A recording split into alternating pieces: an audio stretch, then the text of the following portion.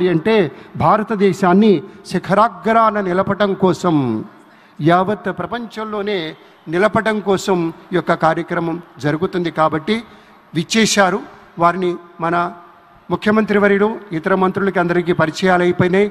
లోపల తిరుమల తిరుపతి దేవస్థానం నుంచి విచ్చేసినటువంటి అర్చక స్వాముల బృందం తమ యొక్క ఆశీస్సులు అందిస్తూ ఉన్నారు.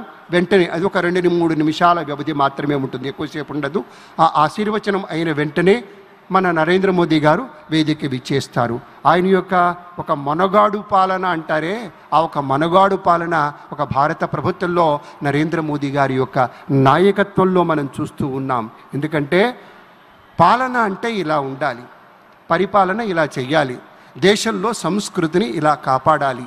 అన్ని విధాలుగా మన సంస్కృతి ఎక్కడ బీటలు వారినా కూడా దానికి ఏమాత్రం విరవకుండా ముందడుగు వేసి తమదైనటువంటి రీతిలో స్పందించి ఒక మోటివేట్ చేసుకుంటూ కోట్లాదిగా ఉండేటువంటి ఈ ప్రజానీకానికి, దాదాపు 140 కోట్ల ప్రజానీకానికి కావలసినటువంటి ఒక ధైర్యాన్ని, స్థైర్యాన్ని ఇవ్వగలిగినటువంటి మూర్తిమత్వం ఎవరిదయ్యా అంటే ఒక నరేంద్ర మోదీ గారిది అని మనవి చేసుకుంటూ, ఒక మేక్ ఇన్ ఇండియా అనేటువంటి నినాదం కావచ్చు, ఒక స్టార్టప్ ఇండియా అనేటువంటి నినాదం కావచ్చు, ఒక డిజిటల్ ఇండియా అనేటువంటి నినాదం కావచ్చు, ఏదైనా మనం ఆర్థికంగా స్థిరత్వాన్ని సంపాదించినప్పుడు మాత్రమే ఇది సాధ్యమవుతుంది.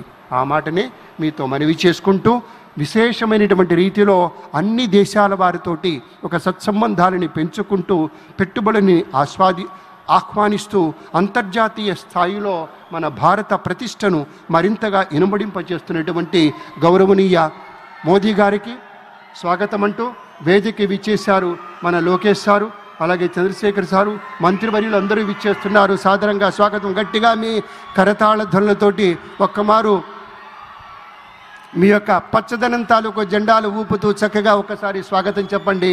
మన రామ్మోహన్ నాయుడు గారు, అలాగే గౌరవనీయులు డాక్టర్ చంద్రశేఖర్ గారు అందరూ విచ్చేశారు. పెద్దలందరికీ సాదరంగా స్వాగతం పలుకుతూ, ఈ మహనీయమూర్తులు వచ్చారు కాబట్టి ఇక చంద్రబాబు నాయుడు గారు విచ్చేస్తూ ఉన్నారు. వారి రావడంతోనే ఒకదాని వెంట ఒకటిగా మనం ఇంతకుముందు మీకు మనవి చేసినట్టుగానే కార్యక్రమం అంతా